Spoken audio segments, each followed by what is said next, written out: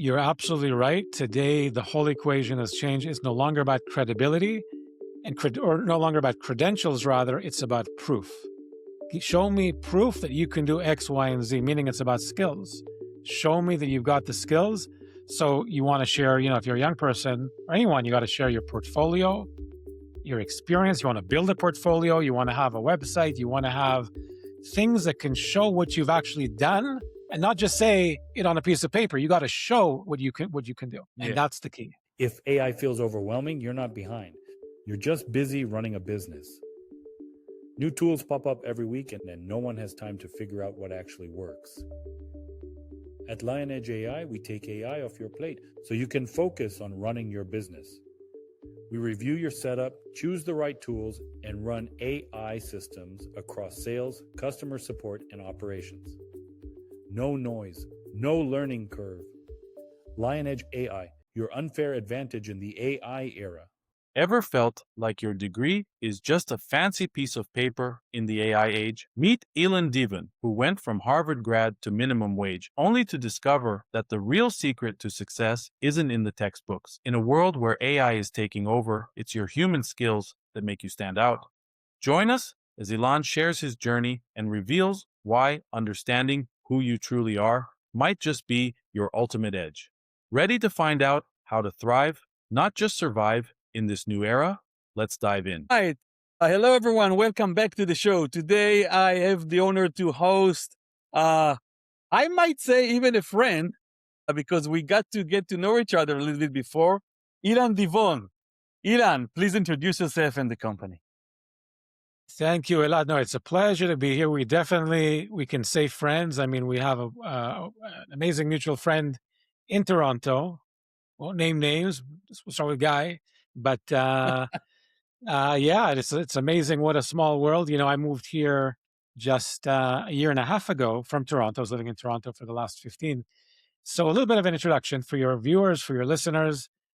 I am the founder of Divon Academy and also ElevateU Solutions. And what I'm passionate about is creating programs and delivering content that helps people improve, succeed professionally, develop the professional skills to crush it, to land jobs, to lead teams, to succeed in this workforce and, in the midst of all this disruption with AI when the old playbooks regarding the workforce are broken. So there's a lot of people out there, in particular young people, that are feeling they did everything they're supposed to do, everything they were told to do. They got the grades, the resume, everything perfect, but it's not working for them. They're not getting jobs. They're being underemployed if they're getting a job, and that's because the old playbooks don't work. And what I do is I help people learn the new workforce and play, in the new sandbox, so to speak, given all the disruption we're seeing with AI. I cannot not think of what made you even think of about this need. I mean, obviously, you might have some personal experience, you might know some people, but still taking the initiative, right, to create an academy, as you call it, or any type of service that you do. What was the motivation? Tell us about that and how it became what it is today. I love the question. So two answers to that. One is I was always passionate about the human psyche. I was passionate about human wisdom, what makes people tick. And I noticed patterns. There's a lot of patterns around. If you look at thousands of years of human experience, if you look at the greats of this world, entrepreneurs, leaders in business, in technology, there's certain patterns around how they do what they do and how come they became so innovative and creative. And so I'm passionate about that and connecting the dots between that wisdom and which is timeless and the problems that people are facing in the modern world. When it comes to employment and the workforce and succeeding, I learned this on my own skin. So Elad, a little bit of my story, I was very fortunate to, I did 2 masters. I got into Harvard and I did a master's there. I did another master's at Brandeis. And I thought, even this was back in 2007, way before AI, I thought I was doing everything right. I had 2 master's degrees, was a straight A student, had a network, had work experience. I ran my own nonprofit at the time, come from a good family, international background, the whole thing. And I thought it would be very easy to find a job. Now, it so happened I graduated in 2007 from Harvard, just when the economic crisis was starting to kick in. Nobody was hiring. And so I was interviewing in New York. I was going to Washington. I was in Chicago, Boston, nothing. Nobody was hiring. And I was unemployed and working minimum wage jobs as a Harvard, double MBA graduate, the whole thing, for 9 months until I landed a job. And I realized that with all of my credentials on paper, I was not prepared. So fast forward to 2017, 18, when I started my company, after spending 10 years in the corporate sector and the nonprofit sector, learning how things work, I realized, hey, if I had such a difficulty getting a job when I graduated with pretty good credentials, imagine today young people in the face of AI disruption, but also lacking a lot of the skills that are needed in the workforce. So today, because AI and technology are taking doing all the automation, right? They're doing all the tasks that require repetitiveness and analysis, for example, and big data. What's left for the average person to do? So what's left, or what are the skills that are needed, are the soft skills, the human skills, the foundational skills. For example, communication, emotional intelligence, and how to build relationships with people, how to manage clients, how to manage conflict, how to persuade, how to tell stories. 9 out of the 10 business skills for the last 7-8 years, I've been following LinkedIn, their LinkedIn Learning Report.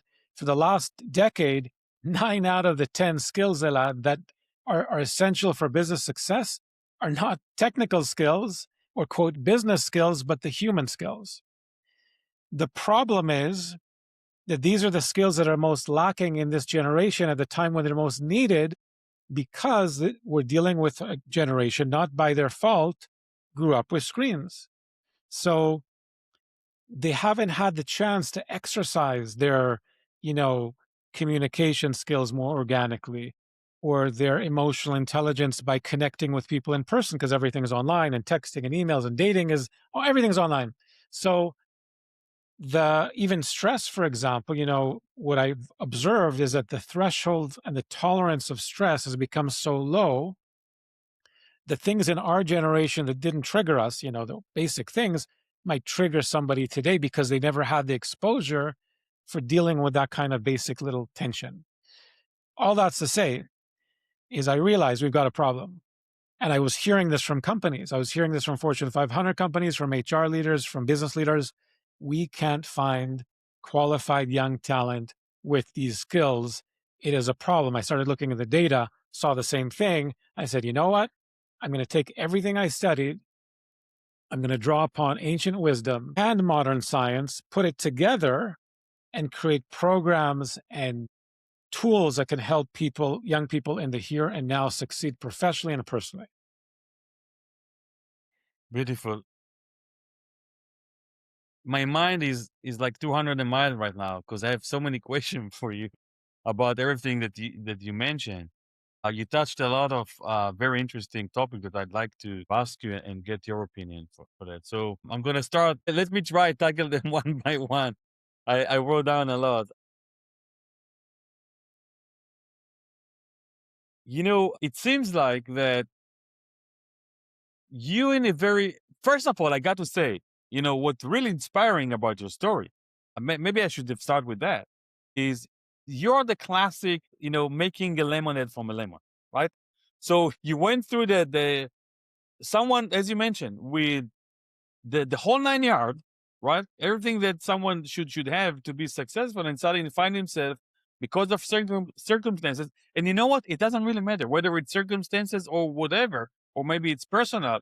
But what do you do, right? So then you take this challenge, learn what's wrong, what am I doing wrong, and then now that I understand, you're right, I can now help others, which is beautiful. So I got to give you that credit. And thank you for this, what you do. And you talked about the young generation, and I couldn't agree more. I couldn't agree more. This is very true. And I think someone like you, right? You can represent or being the bridge between, let's say, young generation that you meet with them and talk to them and get to know them, to the older generation, kind of like, and may I say, our generation, Right. because this is the people who are hiring today, right? Kind of Uh-huh. elder, more older than the young generation who are into the workforce, and someone who understands both sides, right, is able to help them to bridge the gap, because you don't know what you don't know, right? So Yes. as a young Yes. student, like you don't know, what am I doing wrong? What do you mean? Yes. And I spent time. So what gave me a little bit of insight into what's going on today is when I came here to California, I was working at Chapin University, and they have one of the top 100 business schools in the country, fantastic business school. And I was heading the business school's career center and doing some teaching in the classes as well with the business professors. And I was astonished at how, and I see this in a lot of other MBA programs, how students today, not by their fault, they simply don't know how to do simple things, or it's more difficult for them, or they just haven't experienced it, whether it's how to write an email, whether it's how to position yourself on LinkedIn, or how to put together a resume or a cover letter, and certainly how to reach out to someone that you don't know, lacking a lot of that experience. And became very clear to me from the inside how big this problem is. Yeah, and unfortunately, the education system is not. I mean, in general, because I know some schools do better than others, but in general, they don't prepare them for that. They might teach them, science and business and finance, right? But then the communication, I think there is maybe even a better word than communication: social skill, human skill, right? The soft skill, as you Yes. mentioned, Yes. it's not been there's no class for that. And by the way, even if there was, every person is different, and every person might need to go through a different path, right? Mhm. Mhm. And that's Yep. where you need to the special touch. So let me ask you, just so we understand, what would be your typical client, and how do you even find them? So we work with ElevateU, which is the new platform, which is kind of like, very similar to Divon Academy, but focused now on universities and young job seekers and students. So we have B2B, we'll work with a university, and we can offer them two things. We have our platform, we have a full course, which is a two-part course. It's a career accelerator course. First part helps you get a job, second part helps you succeed when you get into the job, and helps you with basic life skills as well.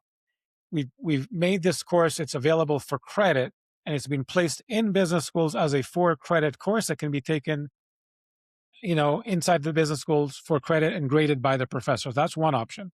Second option is we can offer the university a white label all of our classes, and they can teach it organically. The professor can teach it in the university. They don't have to do all the heavy lifting, all the decades of research on this. They have the ready to go decks and the manual for the professor, and they can teach the course. So that's one model. Second model is we work with job seekers and students sort of in groups and organically, that want to take this course, that want to get ahead, that want to stand out and differentiate themselves, because the market right now, that I really am concerned, and my heart goes out to this graduates today and this coming 2026 in the summer. This is going to be one of the most challenging job markets for entry level in generations. Why? Yes. Because AI is taking up all of the entry level positions. Companies are therefore not hiring entry level. They're also in this wait and see window where they're saying, hey, AI can do all this stuff. I'm not going to hire entry level. Let me see how I can get AI to do this. Jobs are also being replaced entirely. And the irony and the challenge I hear from a lot of young people is that they're told they need 2-3 years experience right from the get-go. So it's like, you need experience to get experience. So where do you start? So I get it. And the course we've built is meant to tackle exactly this problem and help show them how to stand out, how to build real organic connection, and relationships, which is still the name of the game in this world, because the biggest commodity that we are trading in as human beings is not money, it's not time, it's not oil, it's not gas, it's attention. How do you grab someone's attention? Because we're all bombarded with information, and attention is the gateway to connection. When you've got someone's attention, now you can build a relationship. But how do you build a relationship when you're sending in a resume and AI today is looking at your resume, not even a human person? And if a human recruiter even looks at your resume, they spend an average of 5 seconds on it. You're nobody to them, you're a piece of paper.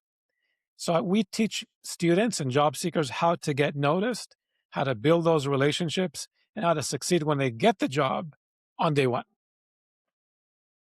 Beautiful. And I can tell you from firsthand, I have 2 graduates at home. So I know exactly what you're talking about. And there is some profession that it's a little bit better than other, right? Depending on where AI already started make a big impact already. And it's I don't know, I don't know, is it more scary or is it more interesting? Because it's a definitely, we are living history right now, for sure. When we're gonna look back at these years, I don't know, 100 years from now, it's a revolution, no doubt. And I'm wondering, yeah. No, go ahead. I think to your point of this being a revolution, I think it was Larry Ellison that said, this is bigger than anything we've ever seen before. This is like the internet, electricity, and the industrial revolution combined. Think about it this way. We have a process called human evolution, right? Which evolution takes hundreds of thousands of years for humans to adapt to new environments and situations, like to adapt to becoming, agriculturists, and then, adapting to different new environments geographically.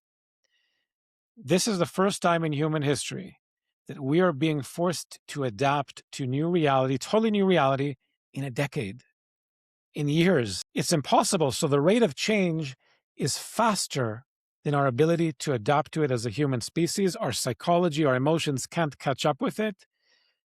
And so that's why there's stress and there's anxiety and there's depression, which are at record level highs, epidemic levels, because as a species, we're not able, we are competing against Nobel laureate level intelligence and way beyond, that never sleeps, that's on for 24/7, has no off button. How do you compete against that? We're human. So there's a lot of repercussions. I'm sure we can get into it in terms of how you see it whether on your kids and how you've noticed in your business, and on all of us personally, how it's affecting us, because usually it takes for humans, thousands of years to adapt to new realities like this, but we're not getting that time. Absolutely.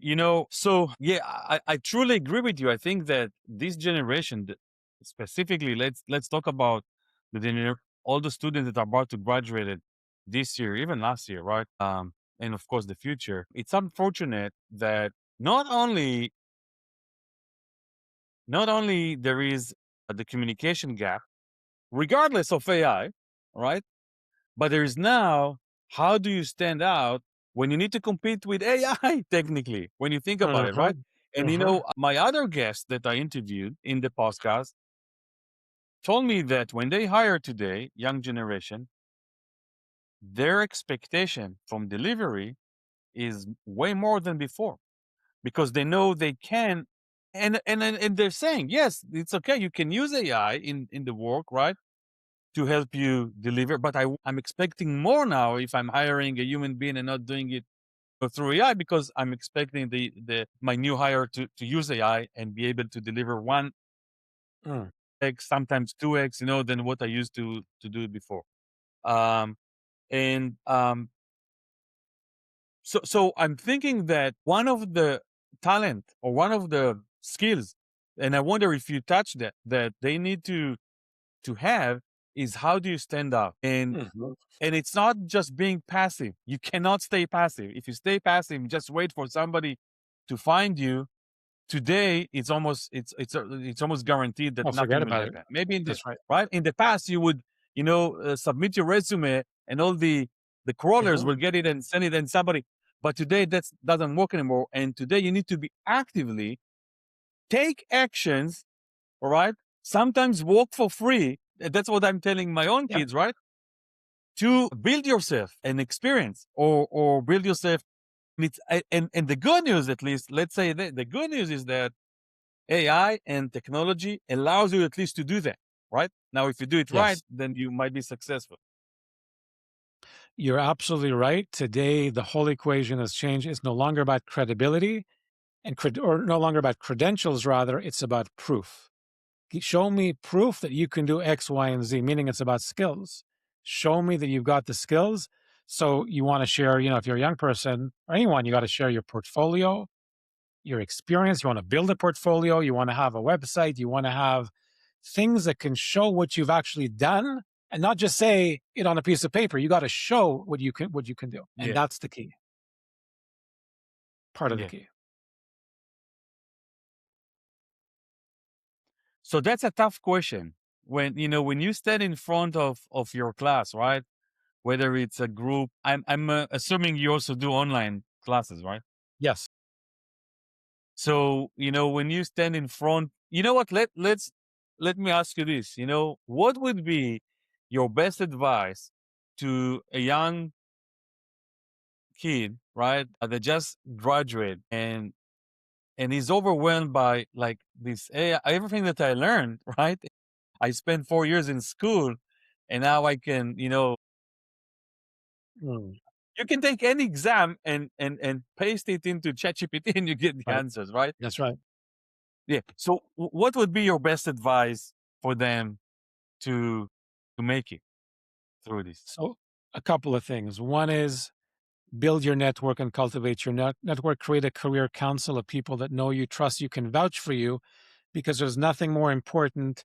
The ways you're going to get a job is someone vouching for you, or you're taking an internship that you can show your experience. So having a council, in a sense, of people that know you and can vouch for you and are willing to open doors and make introductions. That's one. So networking is critical. Two, create a portfolio that shows you in action. If you're in marketing, show what you've done, show the outcomes, show the KPIs. If you're in obviously design or other fields or in business, you want to show outcomes and have a portfolio that you can share. Three is, instead of just a resume, you want to send in a 1.5-minute video of yourself, introducing yourself and saying who you are, why you want this job, and why you're qualified, and what you would do on the first, what attracts you to the job, maybe, what you would do on the first 30, 60 days to try to, if you were to get hired. So you want to have that personal connection, and through video, people are going to remember that much more. Fourth, I would say, is start learning AI. So the difference today than in our generation is education doesn't end after college, just begins there. Everybody today is going to have to be a lifelong learner. Every day, every week, take time to learn the new AI tools, certainly in your industry. Develop proficiency around it, because that's a part of your value and your worth, is knowing those AI skills, because we're all going to have to work with AI. So it's humans working with AI, collaborating with humans working with AI. That's the new model. And finally, so we talked about learning all the time, learning new skills. I would say this, the 20s is really there's a lot of data that suggests and shows the 20s is the time to break out. It's a time to take risks. All the greats, anyone that makes it, does it in their 20s. That's when they really leave, sort of establishing themselves. Now, I know we're not supposed to put extra pressure on the next gen and Gen Z that are already feeling pressure, but that's the truth. And what it means, though, is take risks. You don't have responsibility. You're not married yet. You don't have kids yet. You don't have a mortgage to pay. You can sleep on a friend's couch. You can take on a side hustle. And by the way, when you're in your 20s, people want to help and mentor you because you're the rising star. You're like the next person to come in. You're like the next best thing, perhaps. So people want to mentor you. When you hit your 30s, now you become the competition. You're not so cute anymore, right? So leverage your 20s. Use your 20s to reach out to people. I look at the guy from the School of Hard Knocks who's done amazing. He started out just going up to billionaires and millionaires saying, hey, can I talk to you for a few minutes? With no background, no credentials, nothing. but he took risks and he made it happen. Now he has this huge platform. Whatever your niche is, take risks. Now's your time. Reach out to people and experiment. Find out where your strengths are and play to your strengths. There's a difference between passion and strengths. Your passion may not be what you need to be doing right now because your passion may not bring you income. Follow your strengths, develop mastery around your strengths. That's where your value will come in. And it's going to nurture your passion. And then later on, try to combine your passion with your strengths. Absolutely. Every word that you just mentioned, I identify 100%. 100%. And it's not that we talked about it before. Right. I think you're absolutely right. And I tell you even more than that. Let me connect the dots. During my interviews with a lot of people from our industry of the ed tech, there is one person as an example, right? You mentioned the video interview, right?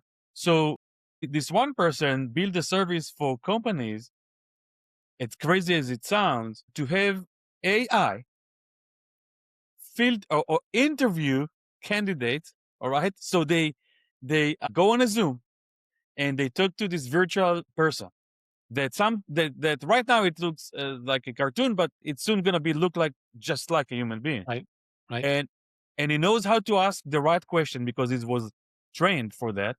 And then at the end of the day, it lists a review of the discussion, even to the point like how did they answer the questions and how did they perform in terms of communication, by the way, talking about communication and what you teach your students, to the point of did they made an eye contact.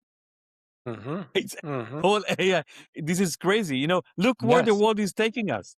And it's all AI. So think about that. So now companies who using his service, right?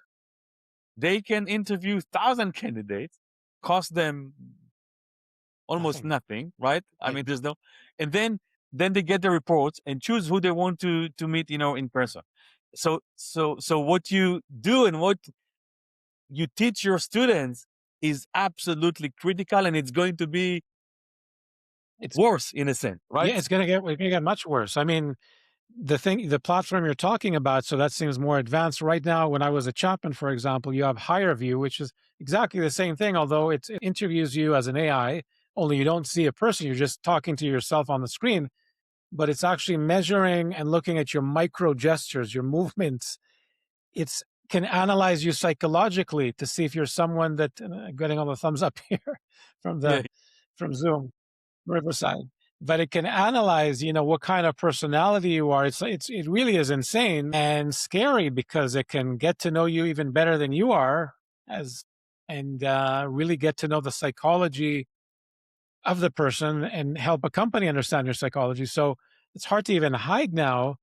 And, interviewing is becoming much, much tougher. That's the bottom line, which is why those human relationships, introductions, having someone vouch for you, that stuff is key. And to connect another dot of things that you said that, just makes sense from what I heard from others, right? Is give you another example. There is another company that I interviewed, and they build a machine, an AI-based machine that, just like you mentioned, when you say read gesture, it can tell whether you lie or not. It's crazy. All right, now, I don't want to scare the audience too much, but here's the problem. Here's what I'm concerned more about. If we leave those decisions to AI, all right, to decide whether are we telling the truth or not, and we are not using the human intuition anymore, there's a problem. There's a moral problem with that. That's one. But I'm more concerned if the students of those young generation who are not trained, like because of life experience, to go through those type of interviews, just by the fact that they feel embarrassed or feel lost during the conversation, they might be tagged or recognized as deceiving or not telling the truth, right? Yes, agree with the point. Yeah, there's all kinds of complexities. I think there's, ethical questions around it, but it definitely raises a lot of concerns.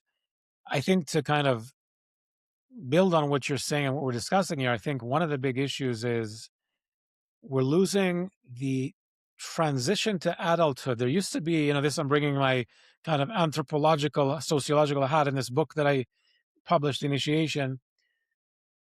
It's all about rites of passage, right? So in the past, you used to have rites like, that prepared a young man or woman for adulthood, for life, like a bar mitzvah or, communion or, different rites of passage. Technology has come along and has made those rites obsolete. And universities used to be the place that prepared you for the real world, which is the world of work. Used to, but they don't anymore because your degree doesn't mean what it used to mean. It doesn't mean as much, doesn't guarantee you a job. Again, I'm getting the thumbs up. More than that, the university experience is not what it used to be because in the past, you left your home, you left your parents, you went to a new place, you were disconnected from your old friend group, and on your own, you had to navigate life, deal with professors, deal with roommates, deal with adversity. Today, whether you like it or not, you're still connected to your friends and family back home through Zoom, FaceTime, get another thumbs up, all that stuff. It's probably And the so hand gesture that you do. Yeah, yeah, it just likes what I'm saying. I guess it yeah. agrees. Yeah, there's AI here. AI is agreeing. So I Yeah. think the point is that university no longer prepares young people for the world. And there's no mechanism today that is preparing young people psychologically, emotionally, mentally for the world they're entering, which is more uncertain, more challenging in some ways than ever before. And that's the scary part is who and what is going to prepare a young person for the world if the university is not doing it. Because what happens is a lot of young graduates who are following the old system, doing everything right, getting that nice diploma, getting good grades, feeling like they've got it, and they get into the workforce and they're clueless, they're lost, nothing's working, and they're like a deer in headlights. They don't know what to do. And they haven't been given the tools to adapt to that situation. That's the problem on a psychological Yeah. level.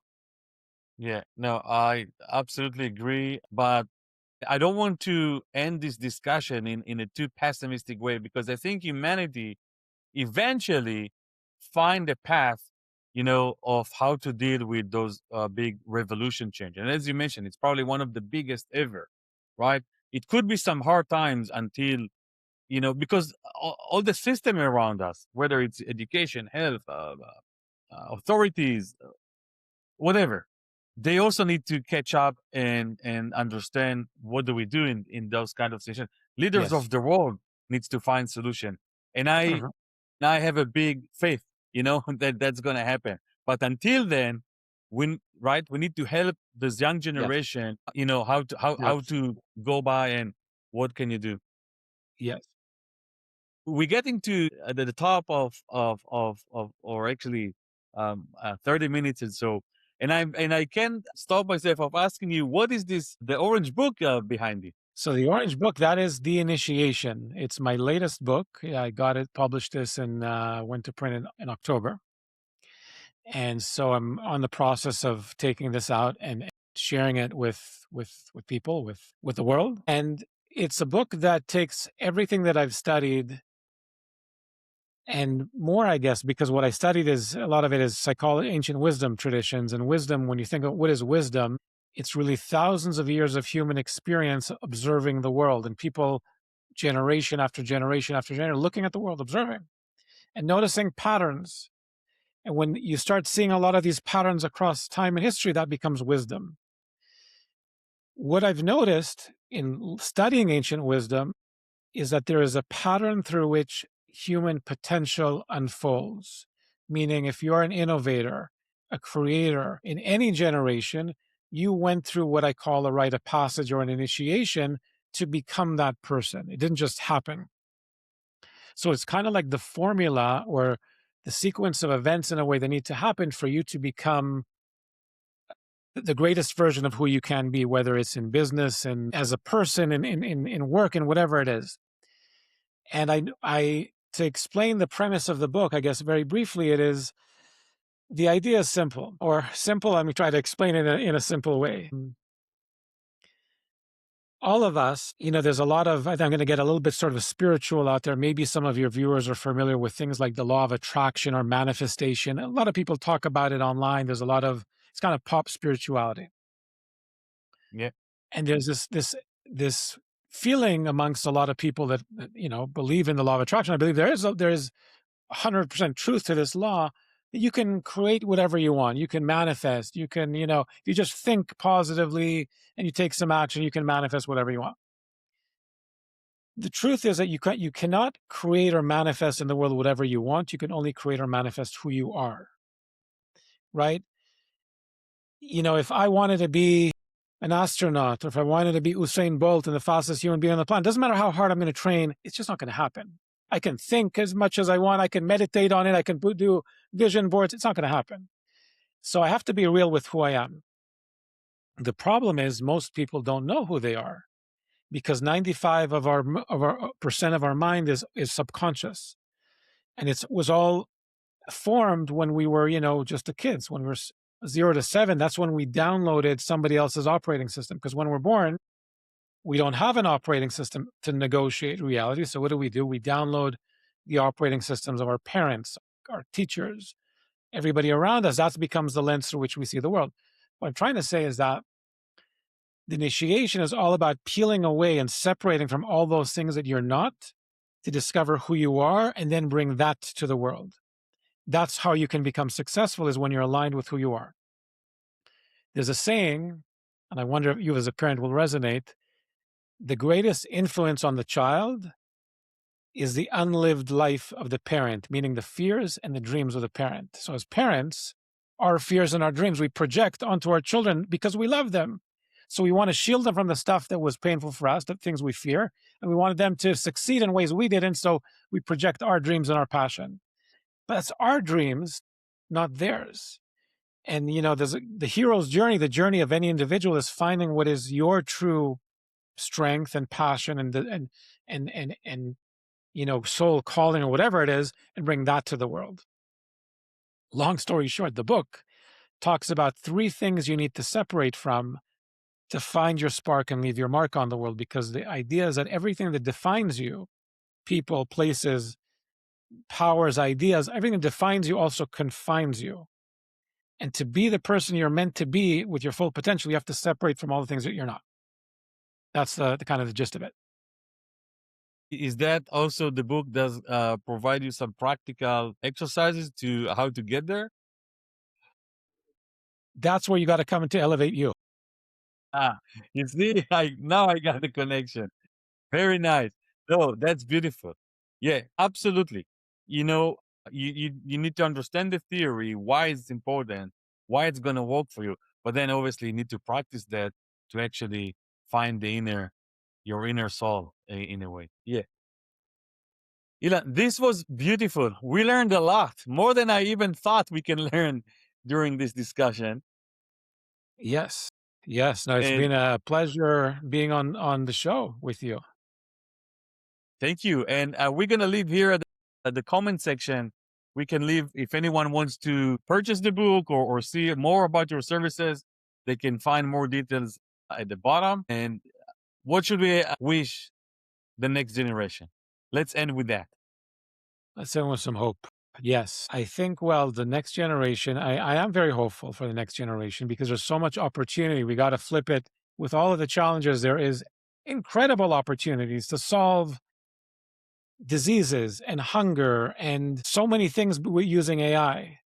And so my wish for the next generation is to learn how to balance their humanity and what it is to be human with all of this AI, and to leverage unleash and leverage the tremendous power that AI can bring us to live better, more productive, happier lives. Beautiful. Elan, I want to thank you for this very inspiring conversation. And we also learned a lot. And who knows, we might meet again, maybe even this year, with more success stories from your students. Would love to. Thank you, Elan. Thanks for having me on. Thank you. If AI feels overwhelming, you're not behind. You're just busy running a business. New tools pop up every week, and no one has time to figure out what actually works. At LionEdge AI, we take AI off your plate so you can focus on running your business. We review your setup, choose the right tools, and run AI systems across sales, customer support, and operations. No noise, no learning curve. LionEdge AI, your unfair advantage in the AI era.